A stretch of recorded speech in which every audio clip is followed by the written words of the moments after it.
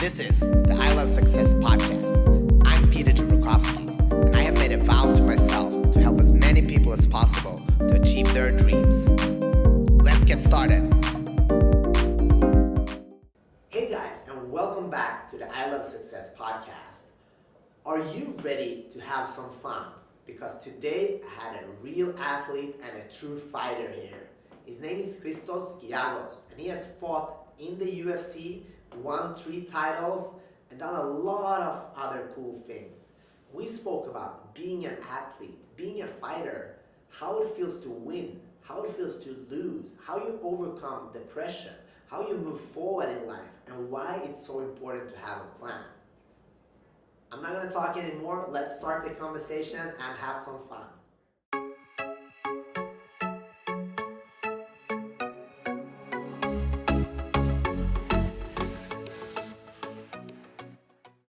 Welcome, Christos. Hey, how's it going? I'm good. How are you doing today? Good. I'm always been an early person, so thanks for having me bright and early, and I'm glad I get to share my experience. Thank you. So when do you usually wake up in the morning? For the most part, I'm up at like 6 or 7 at the latest. I don't get to sleep in past 8 unless it's the weekend, but even then, sometimes my body's just so used to waking up early. I wake up at like 7:30. I'm trying to sleep in, but it doesn't work sometimes. What's has been most beneficial for you with waking up early? You just have a lot more in the day. You have a lot more time to get things done. You can get your training done early. I mean, sometimes I'm completely done training by like 11, 12 p.m. and then I got the rest of the day to kind of work and teach and get things done. Why did you like sports? Do you remember the first time someone showed you what sports were, and why was it so attractive to you? Actually, I know that very well. I think I was about 4 or 5 years old, and I used to look up to my dad a lot, and he loved sports. That's all he watched: football, basketball. I just remember always seeing my dad into sports. So as a kid, I would always want to try to impress my dad. I remember being in Greece when I was about 5 years old, and I had a basketball. And I was like, "Hey, Dad, look at me," and I like could throw the ball under my leg, or "Hey, Dad, look again." I'd always try to get his attention, Then a couple years later, I had a friend who was playing Pop Warner football, and I thought that was cool. My dad watched the football. I want to play football. That would be awesome to play. So right away, I went home. I asked my dad, "Hey, can you sign me up?" And at the time, we didn't really have the money because it was like $200 to play. But I kind of just begged and really wanted to play, and I ended up, he ended up signing me up for football. And in the very beginning, I wasn't very good, so he wanted to take me off the team. But I insist, like, no, let me play. I can do this. And then later that same year of football, I ended up starting as a center, being the lightest guy on the team, but playing as a lineman, which is pretty ironic. But and that it all started from there. Once I played football, I started becoming more athletic. I was only like, 7, 8 years old at the time, so. You were a small kid? Yeah, I was very small. Actually, at my age, it put me at very minimum the junior peewee. That's like a division in Pop Warner football. But there's also a weight category. So sometimes if kids are like junior peewee age, but they weigh too much, they'll bump them up a division, kind of. But in my division, I was too old to go below, but I didn't weigh enough to be at that in that division. So sometimes they would like try not to let me play because I was too light. Yeah. But I always found a way to get in there. I always just stuff my pads so I can make weight kind of and play. My coaches always loved me because I had a heart. I always have some of the biggest hits as one of the smallest guys on the team. And even in high school, playing football, the same thing. I was small, but I always was out there to get it. And yeah, coaches loved my hard work, my work ethic. Let's talk about work ethic. Do you know where that comes from? Did you see, because you're from an immigrant family, I'm from an immigrant family, and my parents worked so hard, because coming to a new country is not so easy. Yeah. So do you think it has something to do with that, your work ethic, or? I think so, because like you said, when my parents came down here, they didn't have a lot. You know, my mom worked 2 jobs as a waitress to make the bills, the payments. She would have people live in our house, and I saw how hard she worked, and I think just growing up, it kind of taught me, like, in life, you have to, you know, if you want things, you're gonna have to work for it. And I guess I kind of put that into playing sports, you know, like I wanted it so bad to impress my dad. Actually, I did, and from the beginning, I did whatever I can to succeed in it, you know. And any sport I tried, I always just hustled. You know, I wasn't very good at soccer, but when I played with my friends, I always did well because I was just running, and I would try to outwork the other players, you know. Sometimes I wouldn't be the best skilled, but I'd be the hardest worker. I can totally relate to that because I did karate for many years, and I was always the smallest kid, and I wasn't very good as well. But I had the heart and the work ethic, and I outworked a lot of people. And in the end, like, we're sitting here, you've been in the UFC, you had more than 20 fights, so that work ethic you usually pass other people, right? Talent could sometimes be a curse for many people. No, absolutely. And it takes me back to just my first fight in general. I trained for about, you said, for example, I want things, so my first year wrestling, I did my senior year in high school. I ended up getting the MVP of the whole school that year of my wrestling team.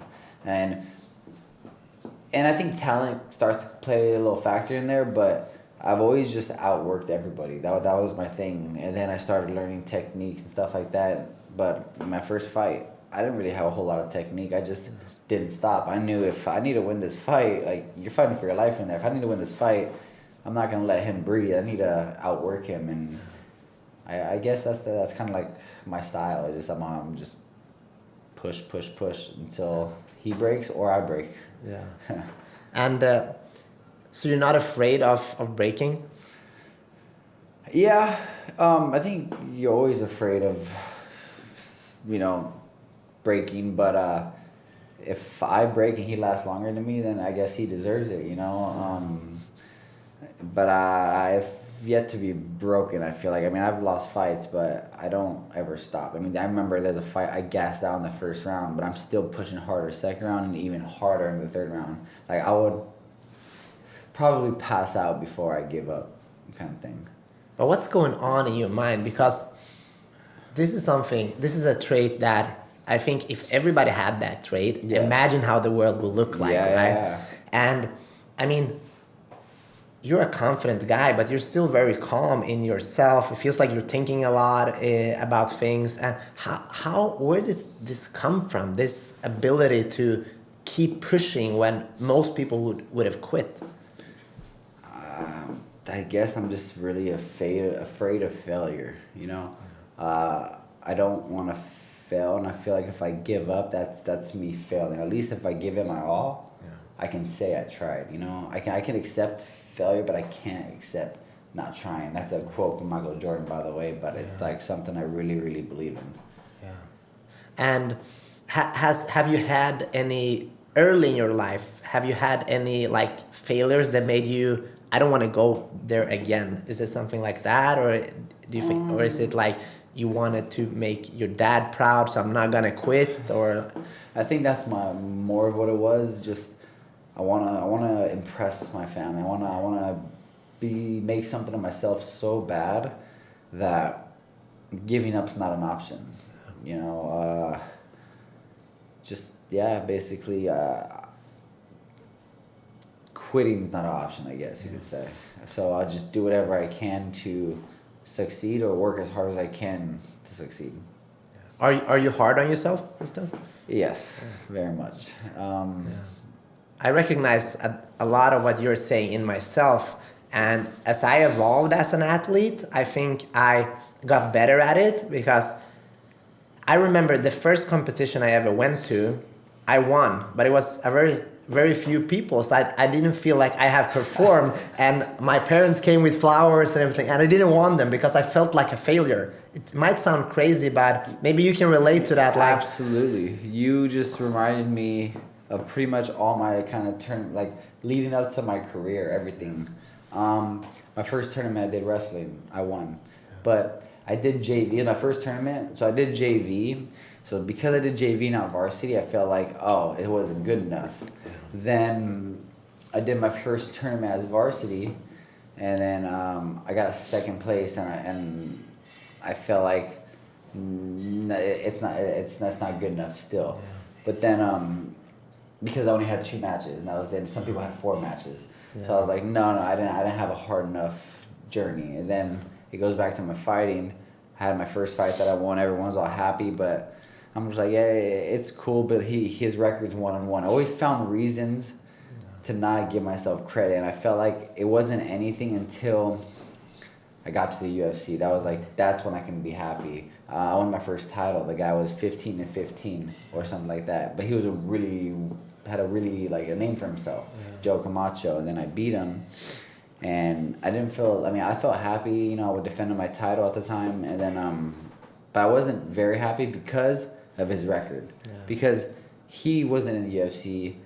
His record was like 15-15. He had a lot of losses to win ratio, so I was like, I wasn't as satisfied. And I was like, oh no, maybe if I fight a better guy. Like I always found, I know what you're saying, like you're not really satisfied until you reach your top goal, I guess. It's crazy what I'm sitting here with goosebumps now because this happened to me too. First time I won the nationals, I was like, how can I defend this the next year? I was afraid, even in the car going home from the tournament. What a mindset, right? I don't think this is what we're doing. I don't think it's good because we're only in one way we're pushing ourselves to become better, right? Mm-hmm. But in another way, sometimes there's no happiness in the journey, right? Because we're always looking for that extreme. And maybe even if, when you become, for example, a UFC champion, maybe you will find a reason that the guy had a cold that day, right? And that is, I don't know why. Do you think, has that become better? Little bit. I'm finding a lot more happiness now. But there's always that one thing, I guess. Like when I won the RFA title, I got like a flying knee knockout, and as happy as I was with the win, I felt like he gassed out in the second round. So I found excuses like, oh, he must have had a bad weight cut. Maybe I only beat him because he gassed out. So I'm always finding reasons to, I guess, put myself down, which I know I shouldn't, but there's always that in the back of your head, like you're finding reasons not to give yourself the full credit, It's so hard, and for me, I was an athlete for 12, 13 years, and I think the last 1 or 2 years, I didn't have that anymore. I was more, okay, I'm prepared, I'm gonna go in, have fun, focus on my own performance, and the funny thing, I performed much better. Really? So I think as an athlete, this journey that you are taking now, it's incredible. But the day when you will say, okay, I'm not going to think about that anymore, I think you're going to become an even better fighter. But because you had this, it has helped you on the way, because otherwise you might have quit or never become. What do you think? Do you think that could be something? Yeah, and you know what? With my last couple of fights, I've been finding... I've been really, really actually happy with my performances. I think I've been doing that a little more. Is not putting myself down as much. I guess it's just slowly getting better as my career goes. So my last couple of fights, I haven't really found any reasons to put myself down. So that's good. But that's what they say. You're your worst critic, right? You're always gonna find reasons to down yourself. It's a journey, and I think if we look at fighters like GSP, for example, he was 5-10 minutes after his fight that he won, he was in the locker room maybe with his jiu-jitsu coach working on some drills and thinking how to improve. And I think that's good to always see how we can improve, but putting yourself down, I never think that's good. That's the hard part. Where's the balance? And we're talking about with a professional athlete here, you have come very far in your life. other people, how much do they put themselves down, you know? Yeah. Every day people look at themselves in the mirror and say like, no, I'm not good enough. No, I'm not good enough. And at least you still push more. But a lot of people give up just because of that. I mean, I think what it can be too is just because I don't think, for me, actually not for everybody, but because I would always think I'm not good enough, it would make me push even harder. Yeah. You know, so like you said, you just gotta find that happy medium, the balance. That's hard because, as you say too, like when you always evolving, when you want to become better, that's when you do get better. If you would say, no, I'm the man, I don't need to improve anything, then it's time maybe to do something else, right? Yeah. So why did you start with MMA? Was this after wrestling that led you to MMA, or what happened? Yeah, I kind of just fell into it, you know. I wrestled in high school, met some buddies. We watched a UFC event one time. I think it was like Chuck Liddell and Vanderlei Silva. And we saw that there was like wrestling with, you know, like a street fight pretty much. And I didn't really know what jiu-jitsu was at the time. But me and my friends, we grabbed some MMA gloves we got from like Sportsmart or something, and we like broke into the wrestling room and we had like a little fight night with our friends, like, but we went for real and we were just crazy. And I ended up, you know, fighting some guy nobody wanted to fight. He was like 100 pounds heavier than I was, and I ended up like knocking him out.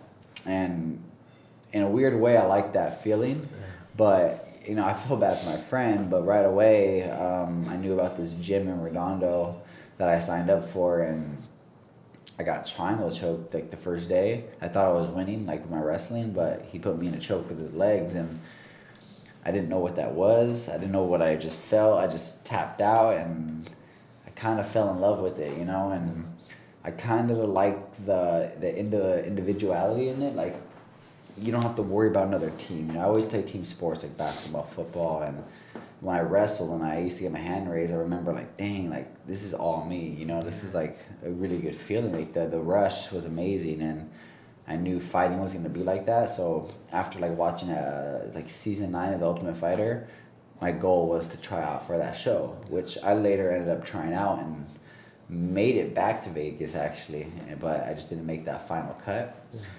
But you know, I had a goal and I worked towards it, and I ended up making it to UFC. So at the end, I guess I accomplished what I started. Yeah, so let's talk about that. You did a couple of fights and you won the RFA title. Mm-hmm. And was it after that the UFC gave you a contract? Yeah. So I had, you know, a lot of ups and downs in my career leading up to that. Losing a fight I shouldn't have lost. And after that, I won 2 titles back to back actually. I won the Tachi Palace title. I took in 1 week's notice, 1.5 weeks notice. And I beat an Ultimate Fighter veteran. And then right away I got the title shot for the RFA right after that. And I was going to fight some guy, Dakota Cochran, who made it on the Ultimate Fighter show as well. And I was a big underdog. Everyone thought I was going to lose that fight. He had all his fans. I think the RFA made it for him. It was like his shot in the UFC. And then I came in and kind of stole the show, and nice. I made big. We fought the first sanctioned fights ever in South Dakota, and we headlined the show, and it was we kind of made history in the state. So it hit a bunch of headlines, and I won with the flying knee knockout. So it was like the UFC couldn't like not sign me. It was like one of those things that just happened perfectly, and I got signed right after that. But how did that feel like? You were 24, 24, 24. A young kid gets signed for the biggest show in the world for MMA. Like, how was that feeling? It was surreal. It felt amazing. It felt like it wasn't really. It didn't really hit until I went to Brazil for the first fight in the UFC. But like, I just couldn't believe it. I was happy, but I was like, always like, I hope it pulls through. Because you always have this like weird sense of like it's not real until you show up to the stadium and you're like, okay, no, it's real. It's happening, you know. So it's so like I think we're pretty similar in that sense because my last competition was in Sydney in the World Championship in Shotokan Karate, and I won a bronze medal. but the award ceremony was one day later, and I didn't believe that I won until I got the medal. I was like, did this happen? Something and I think that, I don't know what it is. I don't think it's good, because then I see other people that are like, even if nothing's gonna happen, they still celebrate it, even if it falls through. But I can't do that. I want to have it like on paper, like being in the fight, like. And I feel you. So when you got that opportunity, you had that rush of feeling great. Did you have any other feelings?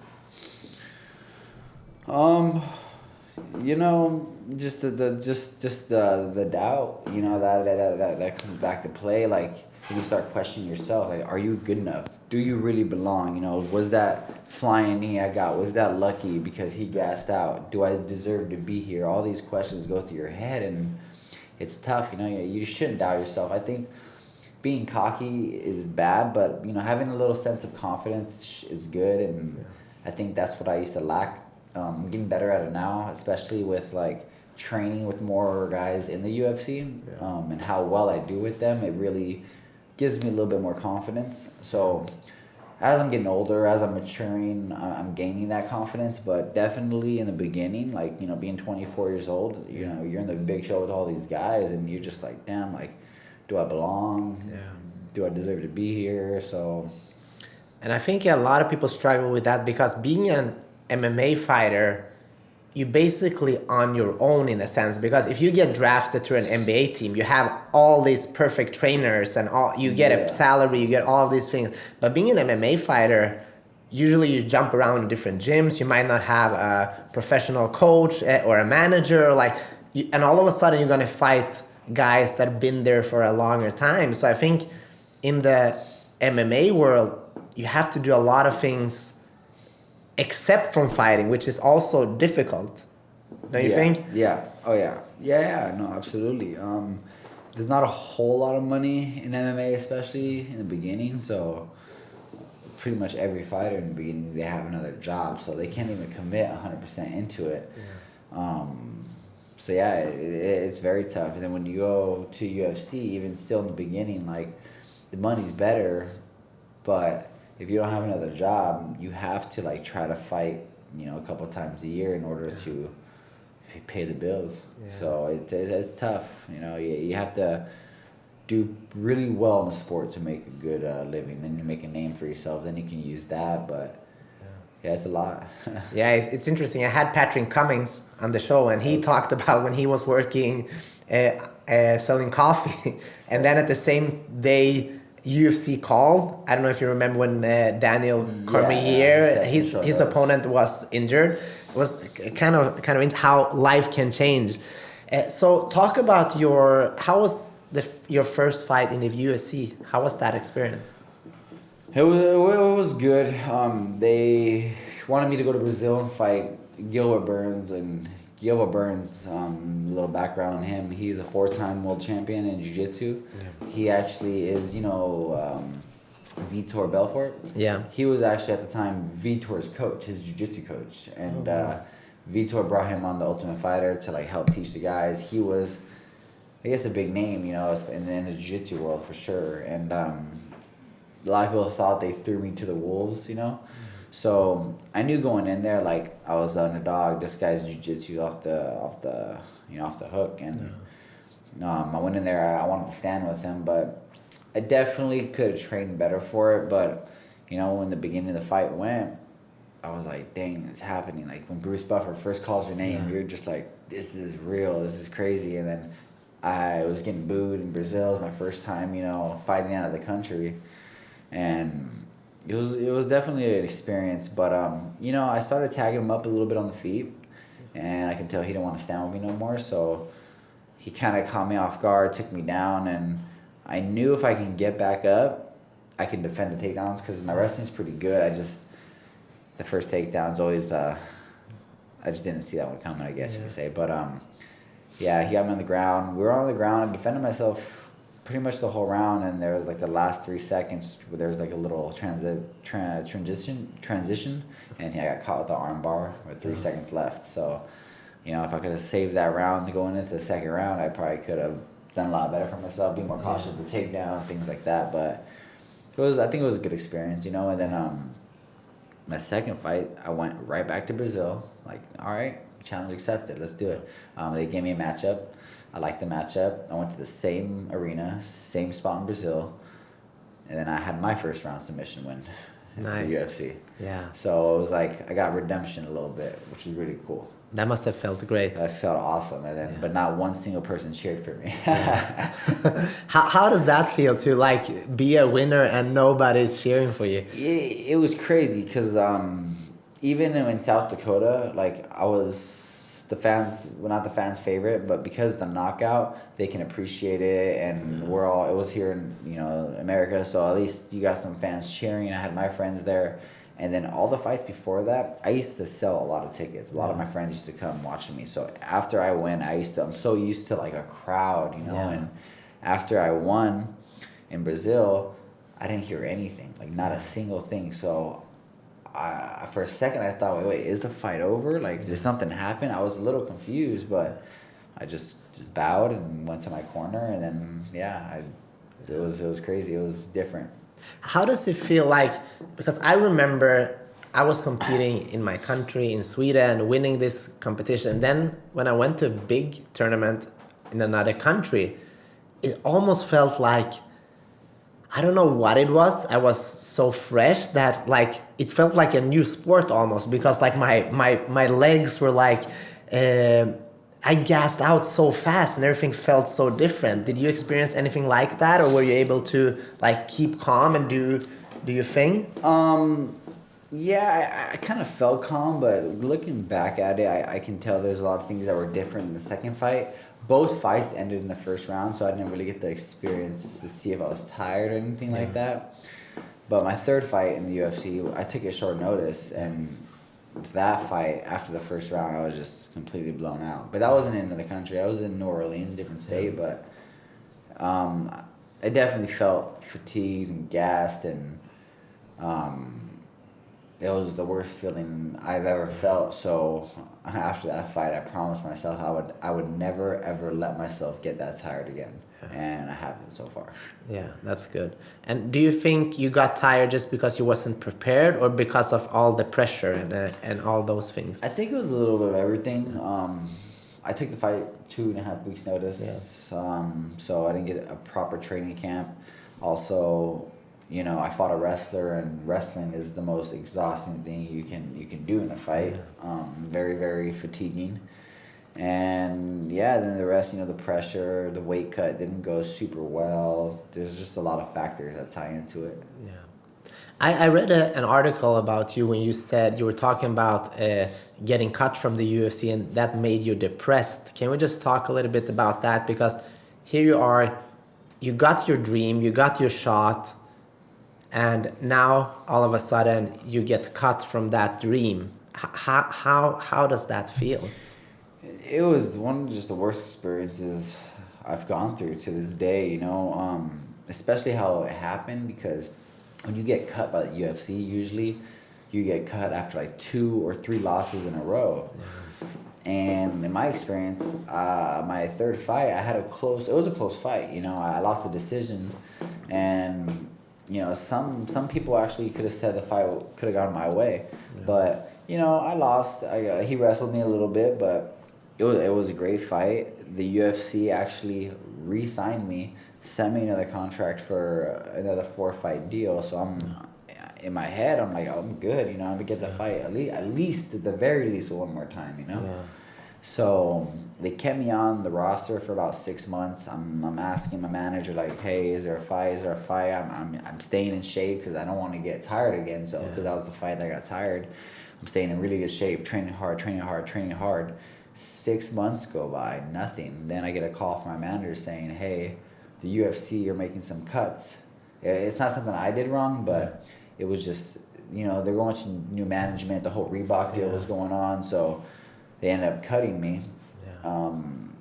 Not because I did anything wrong, just because they're pretty much trimming the roster up. Yeah. And the way I got cut, it just sucked. It's almost even worse, right? Because you're waiting and you're like, I don't have anything to do with this. But it was something that I didn't deserve to get cut. When that happened, a lot of people who were in the UFC, my training partners, everyone was shocked. Like, what? Like, you got cut? Because before the fight I lost, I had a first round submission win. So it was like, there's guys who lose 2-3 in a row and still get other chances, and it just really sucked, but you got to kind of dig deep and keep pushing, and it was the fight after that really got me depressed, because I lost the fight right after that in another organization to Josh Emmett, who is currently ranked number 6 or 7 in the world right now in the UFC. But so I lost that fight. Then this is my first time losing 2 in a row, and I went through a little depression. Then all the doubts start coming back to your head. And how, what's happening? Can you just walk us through that? Because I think very few people have the opportunity. I think it's going through things like this. I think it's really good because it's made you stronger as a human being. When you're there, you don't want to recommend anybody to go through that, but I think it's also something that makes you a better fighter and a better human being. But can you just talk us through the feelings when, what happens in a person's mind? You do everything and it doesn't work out. Then you start thinking about, what are you gonna do with your life? You're just sitting there like, dang, is fighting the route that I should be taking? That goes to your head, what else? Then you start thinking about other things you can be good at, So I thought I was just at home. I had no ambition to train. I was not training as much. I was trying to find other things to make money. I had a broken hand, so I couldn't even really teach at the time. Just a lot of staying at home, a lot of thinking in your own head, a lot of doubt. But then what helped me was I had a lot of friends and family who were hitting me up saying, hey, listen, don't let this stop you. You're a great fighter. The fight that I did lose, again, it was a great fight. Just a lot of my friends and family, actually, that's what kind of pulled me out, was just believing in me. Yeah. And I started getting my confidence back a little bit. So I was like, all right, I'll do this again. And then I just kind of had a little switch off, and I'm like, I can do this. Yeah. So a switch went off my head. I started training hard again. I got a fight for the RFA against a very tough opponent who fought in the WEC, who was a big name, and everyone actually had some of my teammates saying, why are you taking this fight? You should get like a tune-up fight. This is a tough fight, and you're already down 2 in a row. But I heard Dana White was going to be at the show, and it was my opportunity to kind of make a big statement, and I had a huge knockout win in front of Dana White. Dana White even commented on the show after, saying that I looked like I belonged back in the UFC, and it just kind of all that depression, how I felt, went out the window, and I kind of became a new man after that, and I've had a lot of success after that. Yeah. So. Yeah, and seeing you now, you're just coming off a great win in Brazil, right? Yes. So now you're the confident Christos again, right? Yes. I got everything's falling back in the right tracks.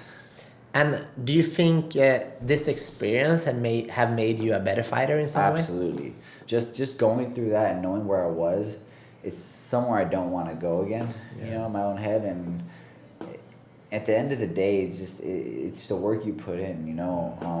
You put in the work, you trust in yourself, and everything. I don't want to promise everybody will fall in place, but you'll be a lot closer to your dreams than if you just sit and hope. And is it important to have dreams, you think? Absolutely. No, definitely. I mean, you got to know who you are, who you want to be, in order to get there. I think everyone should find out what they want in life and set goals and work towards those goals, because then it gives your life meaning. And what do you want with your life? I just want to make a name for myself. I want to be a success mainly, but I'm very, very fortunate and happy that I get to do what I love. I really love sports. I really love MMA in general, and I like helping others too. So I like that I get to fight and become role models for other people who want to fight and train, and teaching at the gym really gives me joy too, because I get to help people, learn the sports of martial arts. I get to help people set their goals, lose weight or, become better martial artists. So it's really cool that I get to, help others with their dreams as well as my own. It's incredible. Like, I love that too, to see people grow and to meet. Like, I have had a lot of fighters on the podcast, and just the fighters' mentality. Like, you're this. Like, I've seen you train, I've seen you fight. Like, you're this beast. But here we're sitting. Like, there's so much more than that. It's just incredible to meet people like you. So thank you for being incredible. Thank you. it's so cool.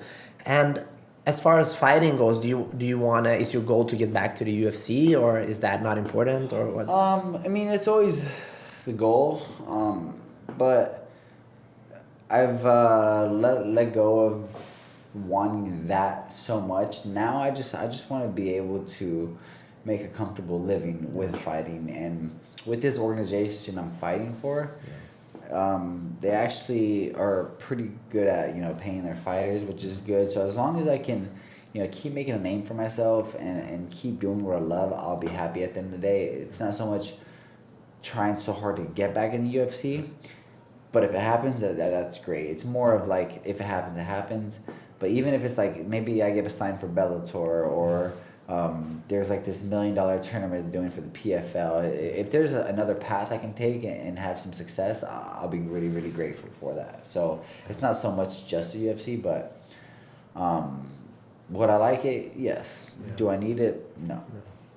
I think that's a good way of seeing life, because what I realized as an athlete and with many other things, when I'm trying so hard to grab something, it's almost like I'm losing it. It's like my father, he's my coach, and he usually says, like having sand in your hand. If you grab it too hard, it's gonna fall through your fingers, right? But if you keep it too loose, you're gonna lose it too. You gotta find that balance where you can keep it, right? Yeah. No, I like that. That's cool. It's pretty cool.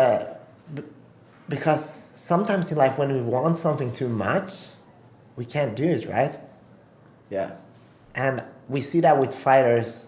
Like, I watch a lot of fights, and I've been fighting in karate. So, like, when you want it too much, you're almost like you're too tense.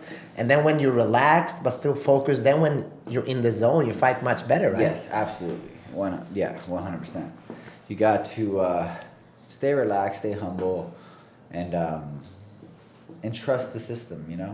You can't try too hard, because then you're gonna not think about the other important little things that you should be thinking about. So no, definitely.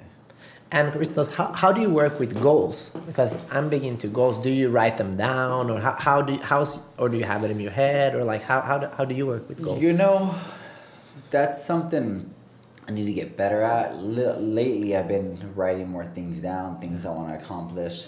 I don't write the goal necessarily, but I'm taking a lot more notes and things that I want to do. So, when I program classes or workouts, I write them down. I used to be the guy that's just, I'm just going to kind of go with the flow. But it's way better to have a plan, and I'm finding that out as I get older. So lately I've been writing things down, taking more notes, and just having more of a winner's mindset, you can say. I'm listening to more podcasts. I'm watching less TV. I'm reading more.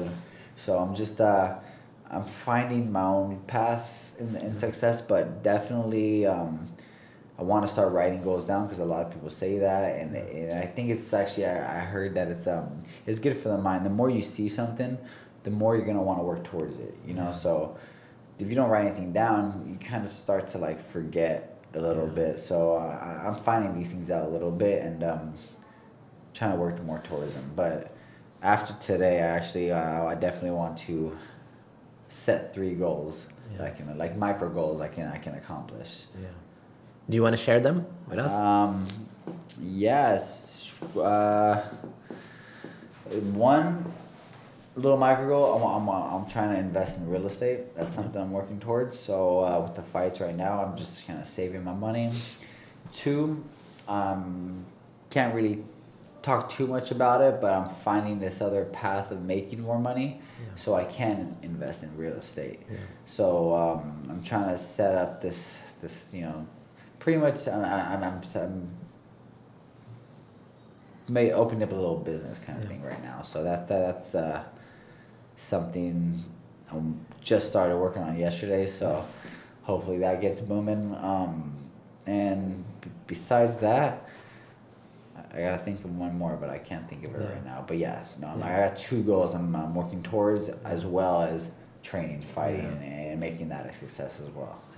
That's really good. And I think, especially as an athlete, we have to think about what's happening. Like, how can I build my business around? Because the business right now, it's the Christos Giagos business, right? The fighter's business. But to have some other tools as well, some other faucets, it's really good, because one day maybe you don't want to fight anymore, or you can't, or because a fighter, the career, we can't do it like forever, right? No, exactly. And that's really good. Cool. Thanks for sharing that. Yeah, just getting that backup plan.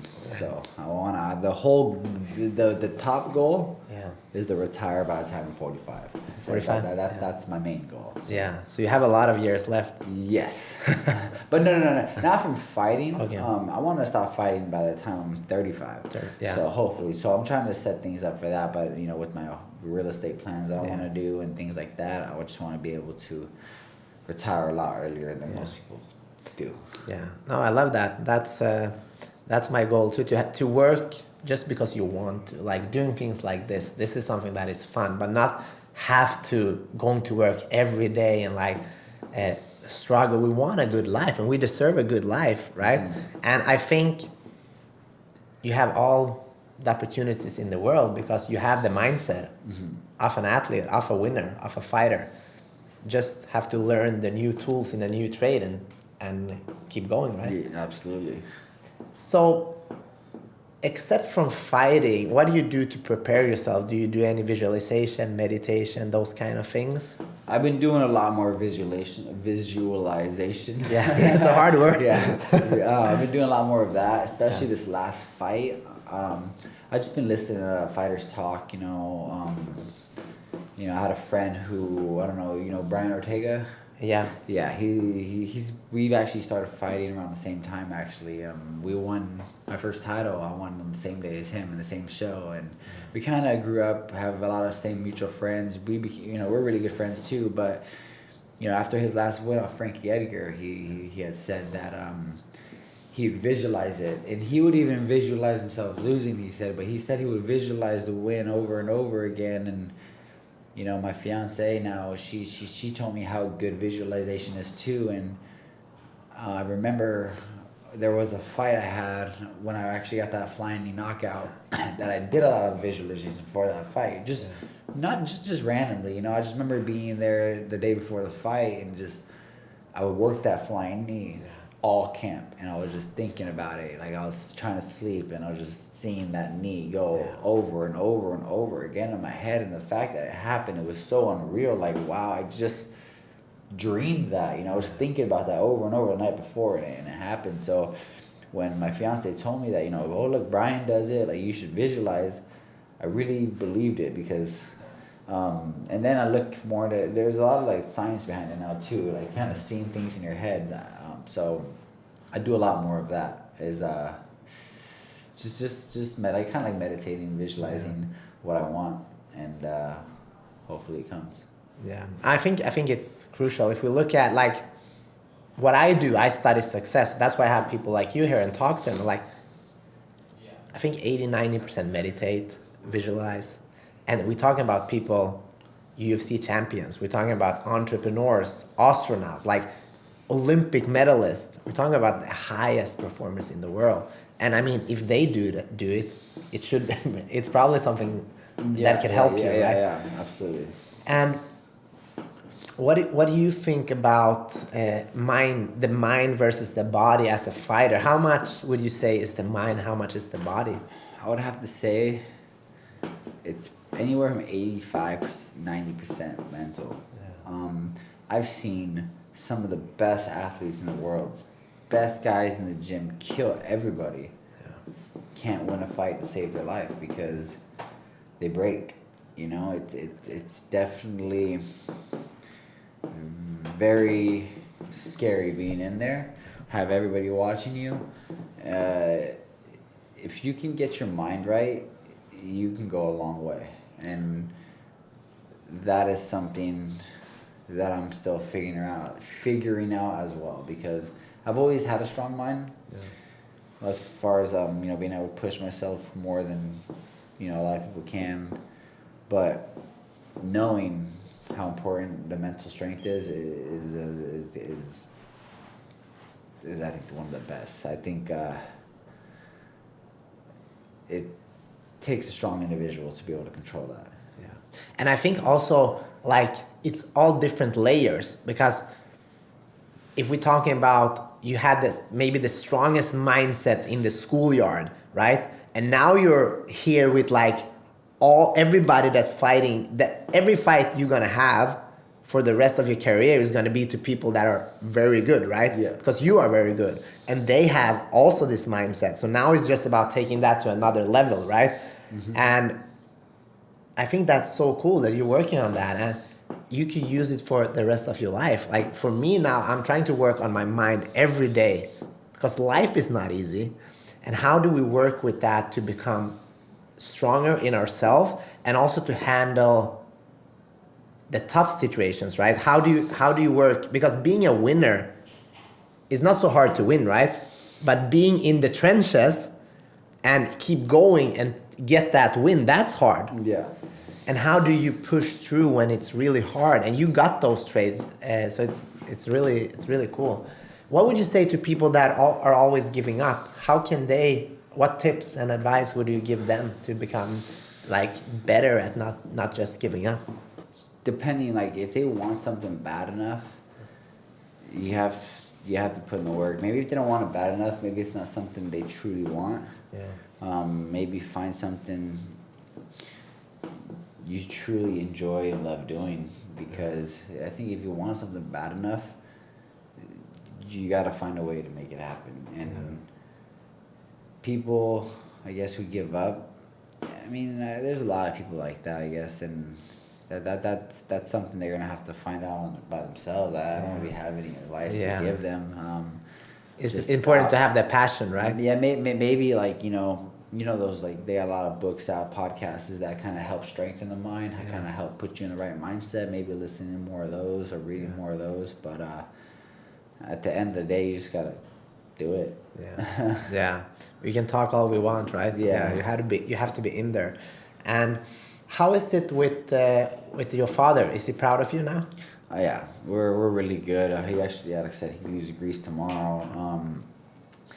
He always sends me a text saying like I'm his hero, and it's awesome. I remember like he was like the biggest role model when I first started fighting. He always found his way to get in the cage. Yeah. And he actually came to my first UFC fight all the way in Brazil by himself. And he's an older guy, and he doesn't, I can't believe he did it by himself, to be honest. But yeah, he always found a way to get in the cage after my fight, and that was kind of like my trademark, is having my dad in the cage. And after I win, and sometimes I'm like, hey, you gotta get my dad, get my dad. So then after my first UFC win, it was on his first fight that he wasn't at. Yeah. So I definitely gave him like a shout out on a mic and everything. Yeah. And then I saw a video of him watching my fight, and then he cried. And yeah, it's very cool, the bond we have.